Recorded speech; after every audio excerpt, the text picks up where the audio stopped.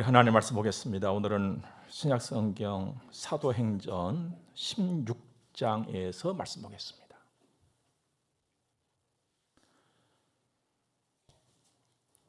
8절에서 10절의 말씀을 먼저 보도록 하겠습니다. 무시아를 지나 드로아로 내려갔는데 밤에 환상이 바울에게 보이니 마게도냐 사람 하나가 서서 그에게 청하여 이르되 마게도냐로 건너와서 우리를 도우라 하거늘 바울이 그 환상을 보았을 때 우리가 곧 마게도냐로 떠나기를 힘쓰니 이는 하나님이 저 사람들에게 복음을 전하라고 우리를 부르신 줄로 인정함이로라. 아멘. 예수의 사람 바울, 그는 예수님을 만난 이후에 남은 전생애를 예수 전하는, 복음을 전하는 일에 바쳤습니다. 우리 예수님께서 유대 땅 갈릴리를 중심으로 해서 일을 하셨다면 바울은 당시에 아시아라고 했던 지금의 튀르키예 지역을 중심으로 해서 하나님의 일을 했습니다. 그런데 어느 날이었습니다. 그날 열심으로 복음을 전할 준비를 하고 움직이고 있는데 성령께서 아시아에서, 그러니까 튀르키예에서 복음 전하는 것을 막으셨어요. 어떻게 보면 굉장히 당혹스러운 일을 만났던 것입니다. 그래서 그가 내륙 지역에서 내려오지요. 드로아로 내려왔습니다. 오늘 말씀이 이제 바로 그것을 지적하고 있지요. 드로아에 내려왔는데 그 밤에 하나님 환상을 주세요. 환상을 봤거든요. 근데 마게도냐 사람 하나가 서서 정말 간절하게 자기를 청한 거예요. 와서 좀 도와달라고. 이 마게도냐라고 하는 지역은 지금도 있잖아요. 튀르키예에서 보면은 그 에게해 건너편이에요. 발칸 반도 지역, 유럽이란 말이죠. 그곳에서 한 사람이 막 간청하는 거예요. 와서 좀 도와달라고. 그때 바울은 마음에 확신을 합니다. 하나님께서 저 사람들에게 복음을 전하시는구나. 방향을 바꿔주시네. 그랬습니다. 하나님께서 이제 튀르키예 지역을 중심으로 해서 복음을 전하는데 유럽으로 방향을 지금 주님이 틀어주신 거거든요.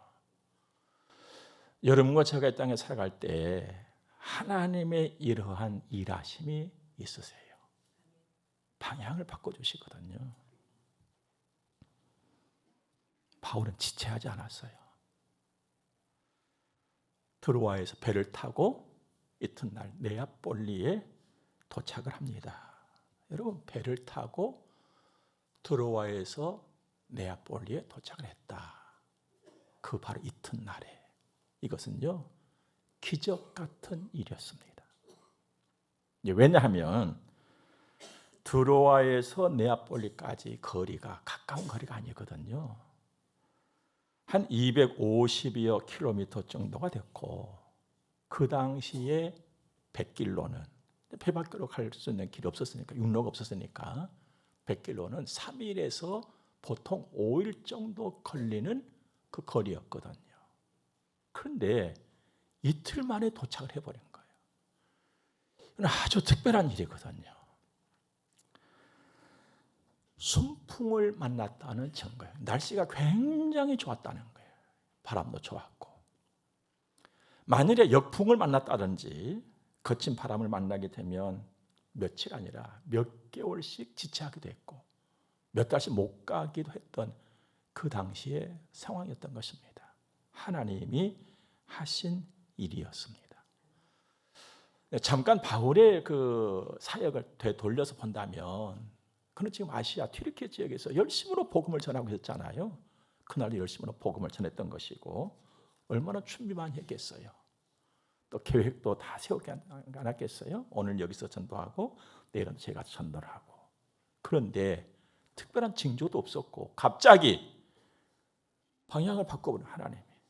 갑자기 하나님 방향을 바꾸셨어요. 당황할 수 있는 시간이고 일이었잖아요. 모든 준비와 일정을 한순간에 다 포기해야만 했던 것입니다. 또 전혀 모르는 지역으로 간다는 것은요, 어떻게 보면은 더 많은 준비가 필요한 것 아니겠습니까? 그런데 바울은 계산하지 않았거든요. 지체하지를 않았어요. 한 것입니다. 즉시 행동에 옮겼어요. 바울의 마음에는요, 항상 하나님의 중심이었어요. 하나님의 말씀이 항상 기준이었고 중심이었거든요. 그 말씀에 그는 지체할 전혀 생각이 없었던 것입니다. 순종했어요. 그 길에 우리 하나님이 함께 하셨던 것입니다.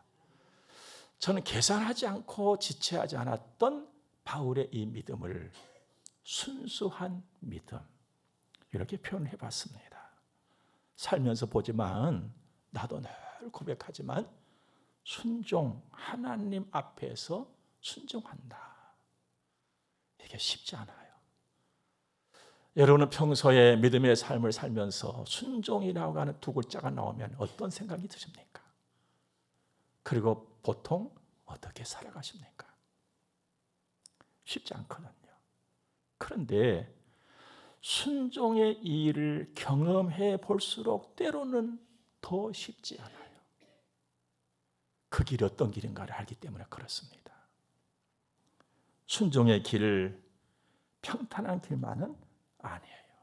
때로는 순종의 길을 가는데 더 큰 고통이 있어요. 더 많은 어려움이 있기도 하거든요. 그런데 분명한 것은 그 길에는 하나님의 함께 하심이 있다는 거예요. 하나님의 인도하심이 있다는 것입니다. 그러니까 우리의 보통 생각과 믿음을 가지고서는 하나님이 기뻐하시는 순종이 어려운 거예요. 다만 바라는 것은 오늘 우리 모두에게 순수한 마음, 순수한 믿음, 순수한 순종이 있기를 바랍니다. 이튿날에 도착했던 네아폴리는 항구예요. 사도 바울이 유럽 땅에 첫 발을 내디딘 항구로서 지금과 봐도 아주 아름다운 항구예요. 그래서 수년 전에 거기 한번 가봤었거든요. 너무너무 아름다운 항구예요. 거기 가서 보면 바울 사도께서 도착해서 첫 발을 내딛었다 하는 그곳을 기념하면서 바울 도착 기념 교회가 있습니다. 그것에 도착을 해서 바울이 마게도냐 지역의 첫 성읍이었던 빌립보로 향해서 가지요. 요즘 같으면 이제 뭐 교통수단이 다 좋으니까 금방 갈 수 있겠습니다만, 저도 그 당시에는 버스로 이동을 했었거든요. 그때는 다 걸어 다녔었어요. 바울의 그 행적을 가서 보면은 다 걸어 다녔던 길들이에요. 많은 고생이었지요. 그런데 그때 바울이 걸었던 그 길이 지금도 살아있거든요. 이름하여 에그나티아라는 길입니다. 당시 로마 정부에서 만들어 놓은 그 길입니다. 그는 걸어서 빌립보에 도착을 했습니다. 얼마나 많이 피곤했겠습니까? 성경을 보니까 좀 쉬었다 그랬어요. 휴식을 취했어요. 휴식을 취하고 나서는 기도할 곳을 찾아 나섭니다. 기도할 곳을 찾아 나서는데 13절 말씀 보면 안식일에 우리가 기도할 곳이 있을까 하여 문 밖 강가에 나가. 이 강이 지각티스 강이에요. 지금도 그 강이 흐르고 있거든요. 바울은 이제 하나님의 인도하심을 따라서 도착한 곳에 이르러 본격적으로 하나님께서 기뻐하시는 일, 복음의 일을 펼치기 전에 기도했다. 준비했다는 거예요. 준비했어요. 기도로. 여러분, 모든 일에는 준비가 필요하죠. 믿음의 일에도 준비가 필요합니다. 준비라고 하는 것은 우리가 너무너무 잘 알고 있는 일입니다. 본격적으로 일을 시작하기 전에 하는 거예요. 믿음의 길을, 믿음의 일에 있어서 준비는 기도 이것이 먼저라는 걸 잊지 마시기 바랍니다. 우리 꼭 이 시간에 배워야 돼요. 그런데 우리는요, 마음이 바빠요. 그래서 무언가 일이 있다 하면은요, 일 쪽으로 먼저 움직여버리는 거예요. 준비가 안 되고. 일 쪽으로 먼저 내가 움직여요. 여러분, 철저하게 믿음의 길에서 준비가 먼저는 기도라는 거. 우리 꼭 숙지할 수 있기를 주님으로 축복합니다. 기도는요, 하나님 의지하고 하나님의 도움을 받고 하나님의 인도를 받는 일이잖아요. 그러니까 이것이 빠져버리면 믿음의 일과 믿음의 길에 있어서는 곤란하지 않겠습니까? 기도할 곳을 찾아 나선 바울, 강가에 가니까 여인들이 모여 있는 거예요, 여성들이. 때와 시기를 주관하신 하나님께서 주선하신 만남이다. 저는 그렇게 믿습니다.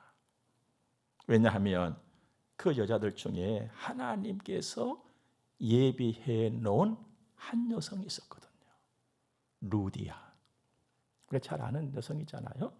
14절 보니까 두하디라시에 있는 자색 옷감 장사로서 하나님을 섬기는 루디아라는 한 여자가 말을 듣고 있을 때, 바울의 말을 듣고 있는 거예요.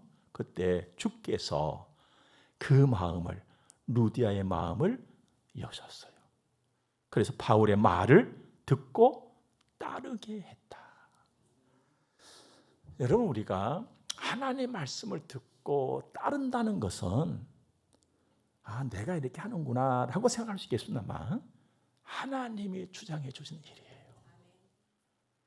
여러분, 하나님의 일에 있어서는, 주님의 몸된 교회를 섬기는 데 있어서는 내가 움직인다는 것은요, 하나님의 간섭하심이에요.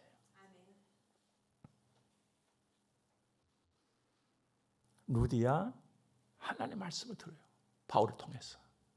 그리고는 그 막 믿음이 복음을 통해서 일어나는 것이죠. 그녀가 세례를 받고 가족이 모두가 다 세례를 받아요. 가족 구원이 이루어진 거예요. 그리고 루디아가 이제 자색 옷감을 파는 여성이었다는 상당히 재력도 있었다는 거거든요. 자기 집을 내놔요. 복음 전하는 전적 위치로, 교회로. 그래서 그 지역을 가서 보면 루디아 기념 교회당도 세워져 있는 것을 볼 수가 있습니다. 이와 같이 하나님의 일은 하나님이 준비하시고 하나님이 이루세요. 나는 그 하나님을 믿고 따라가면 되는 것이에요. 그렇다고 믿고 따라간다고 그 길에 항상 평탄하고 쉬운 일만 있는 것은 아니라는 것입니다. 이게 우리를 늘 곤란하게 만들고 이게 내 발목을 항상 잡아요. 하나님께서 준비하시고 하나님께서 이루신다는 것을 나는 믿고 따라가는데 내가 왜 이런 일을 만나야 하느냐? 이 힘겨움을 내가 왜 만나야 되느냐? 이 고통을 내가 왜 만나야만 하느냐? 이게 내 발목을 항상 잡는다 이 말이에요.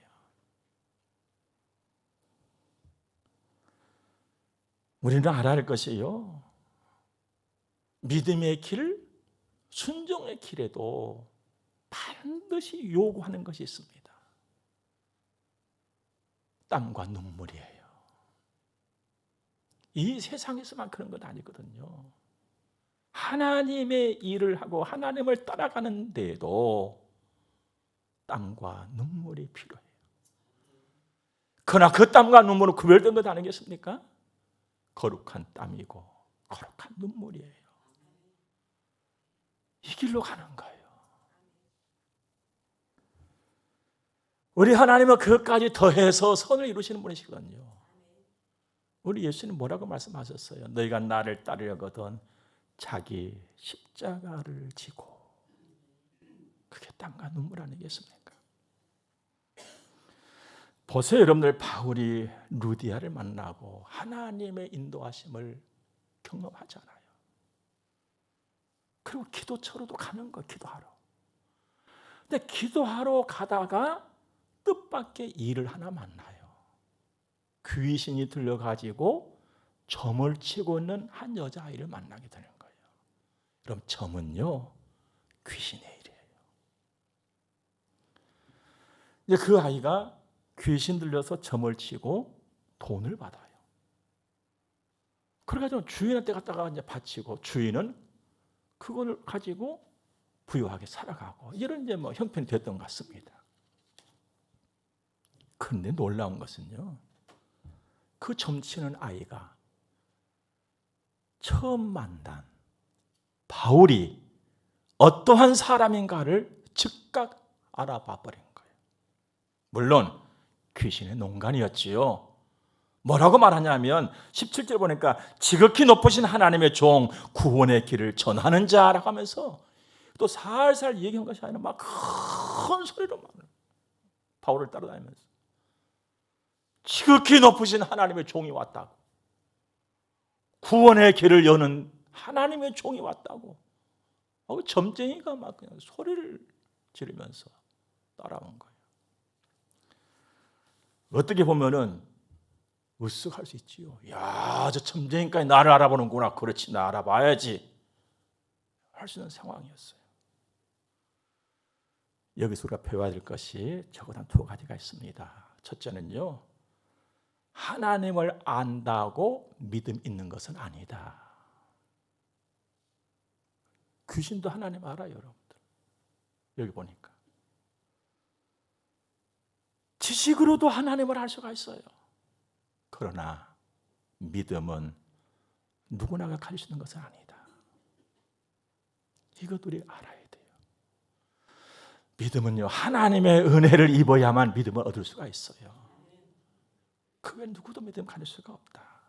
이 믿음이, 하나님의 은혜를 주신 이 믿음이 세상을 이기는 것입니다.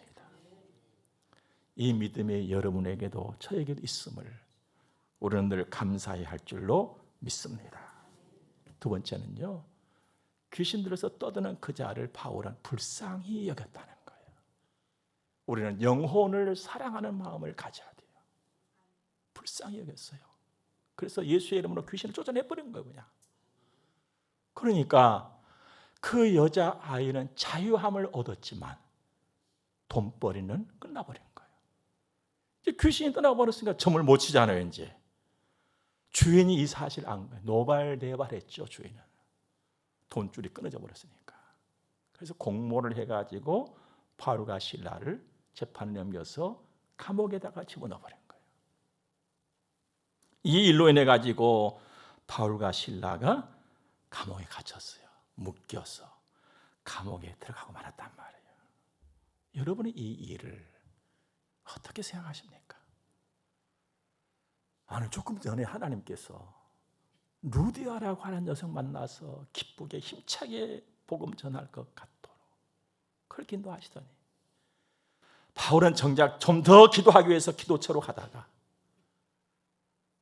귀신들로 점친 아이 고쳐줬는데 그것 때문에 잡혀가서 감옥에 갇혀있었다. 아니, 이러면 누가 하나님의 일을 해? 안 하고 말지. 순종? 이거 할수록 손해잖아. 기도 해봤자 아무 소용없잖아. 오히려 하나님이 풀어주셔야지. 감옥 갈 수 있는 그 길도 막아주셨어야지. 이게 우리의 생각. 이게 우리가 정말로 쉽게 내뱉을 수 있는 말들 아닙니까? 그거 안 하고 말지. 안 하면 더 편하고 좋지. 왜 하나님의 일을 하면서 내가 죽도록 고생해야 돼? 안 하는 게 낫지. 이게 우리들의 말들이잖아요. 그런데 혹시 말입니다, 바울이 믿음이 없었던 건 아닐까요? 아니면 지혜가 없었던 것은 아닐까요? 오늘 성경을 보니까 그건 아닌 것 같아요. 바울이 어떤 사람입니까? 대단한 사람이잖아요. 믿음도 특출했어요. 성령으로도 충만했단 말이에요. 지혜로운 사람이었습니다. 오늘 그 증거를 볼 수가 있는데 주변에서 바울을 보는 우리는 이렇다 저렇다라고 평가하면서 말하기를 좋아하고 쉽게 할 수 있겠습니다만 바울은 정작 고소를 당하고 묶임을 당하고 감옥에 던져졌지만 하나님 앞에서 아무런 의문을 제기하지를 않습니다. 그대로 따라간 거예요. 여러분, 지금 바울이 어디를 가다가 이 일을 만난 겁니까? 기도처를 찾아가다가 이 일을 만난 거예요. 그런데 가보니까 그 기도처가 어디요? 감옥이요. 감옥. 생각지 못한 일이 벌어진 거예요.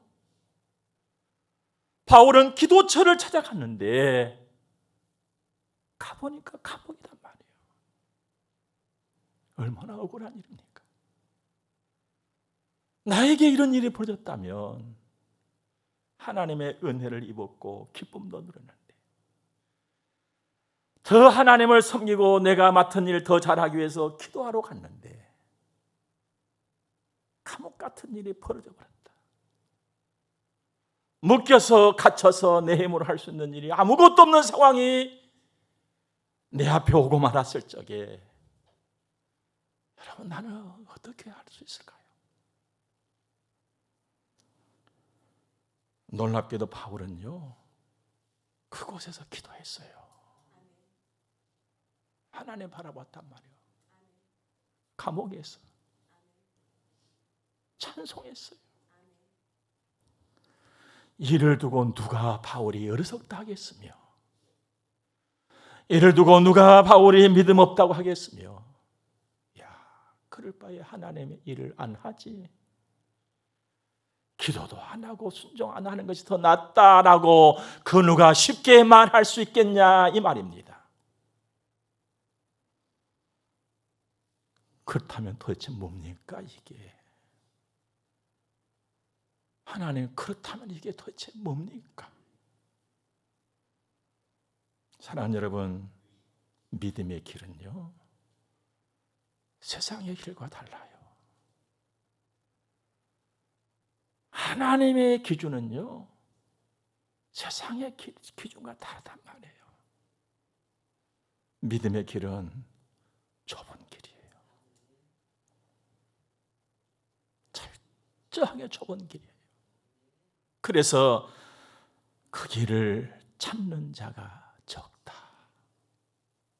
이렇게 주님 말씀하셨습니다. 그런데 바울은 꾸역꾸역 그 길을 가고 있는 거예요. 어떻게 그럴 수가 있었을까? 사람이 어떻게 그럴 수가 있었을까? 이 일이 바로 은혜였던 것입니다. 하나님의 은혜가 그 안에 머물고 있었어요.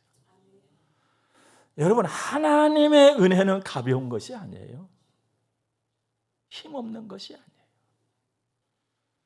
하나님의 은혜로 예수 따라가는 그 사람은요 세상에 굴하지 않아요. 이게 하나님의 은혜예요. 식지 않은 하나님의 은혜.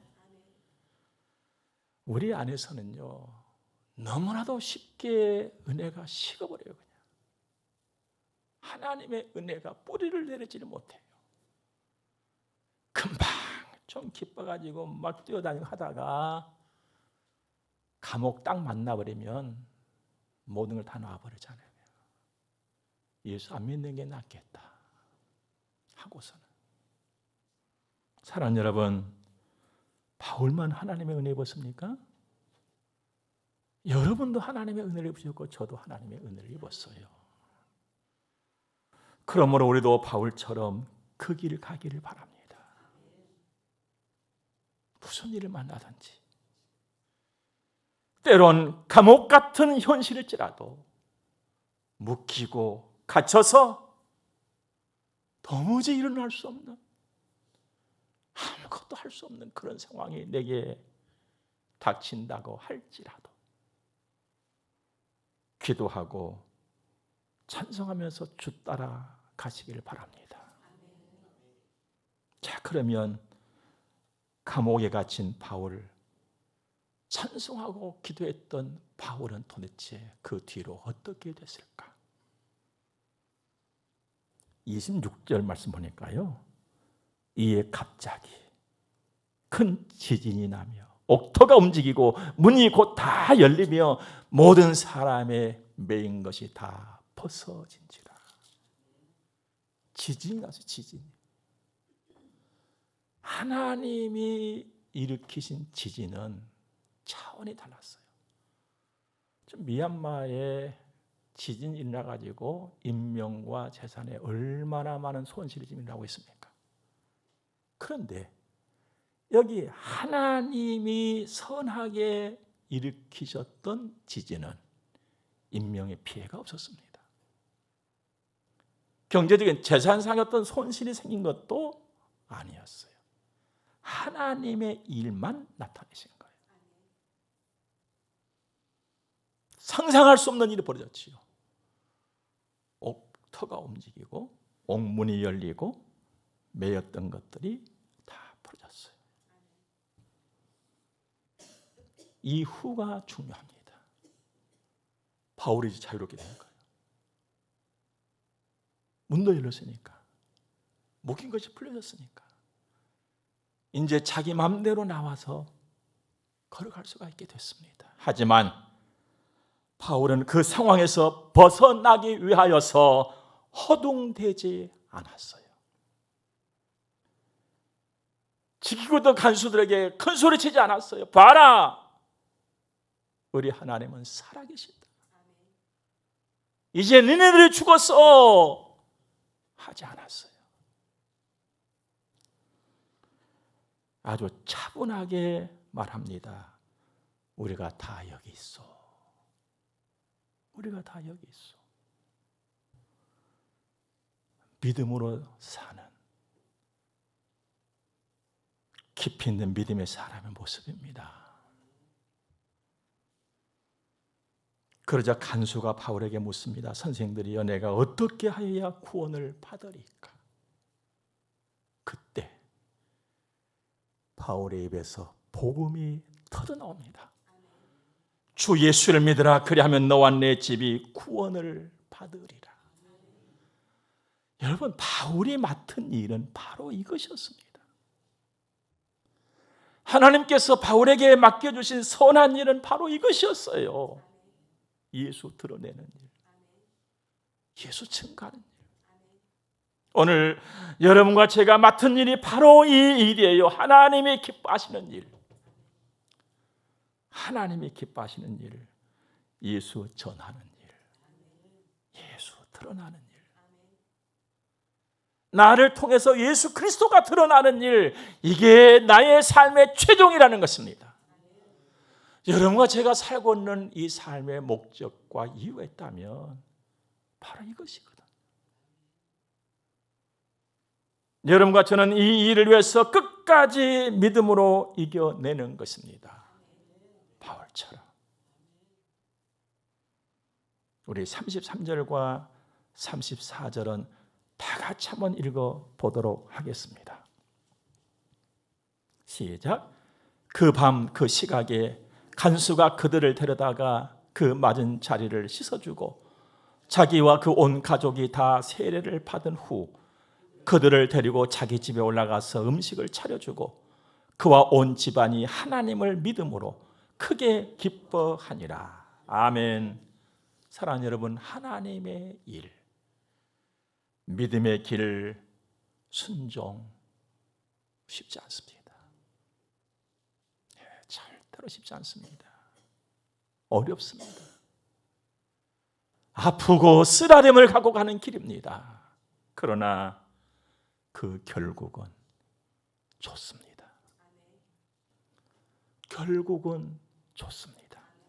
사랑하는 여러분, 우리 순수한 마음, 순수한 믿음, 순수한 순종 가지고 어찌하든지 내 삶에서 내가 무슨 일을 만나든지 어떤 상황에서도 내가 할 일은, 내가 맡은 일은 그 상황을 벗어나는 것이 아니라 그 상황에서 예수 드러내는 일이라는 거, 예수 증거한다는 거, 이걸 잊지 말고 이 길을 가는 아름다운 하나님의 사람들이시기를 주의 이름으로 축복합니다.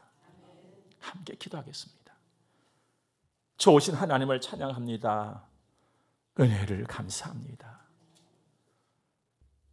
주님 손잡고 가는 우리 길에는 예상치 못했던 일들, 때로는 당혹스럽고 황당한 일들도 있기도 합니다. 그러나 그 모든 일들과 그 길은 예수 증거하는 길인 것을 잊지 말게 해주시고, 이기고 또 이기고 주만 바라고 가는 우리들의 평생이게 하옵소서. 헌금 드려서 봉헌합니다. 아버지께서 받으시고 우리에게 은혜를 주시고 복을 주옵소서. 예수님 거룩하신 이름으로 기도드립니다. 아멘. 우리 함께 축복을 받겠습니다. 교회의 머리가 되시는 우리 구주 예수 그리스도의 은혜와 하나님 우리 아버지 무한 극진하신 사랑하심과 성령님의 감화 교통하심이 하나님의 거룩한 자녀들의 머리 위에 이제로부터 영원토록 함께 있을지어다. 아멘.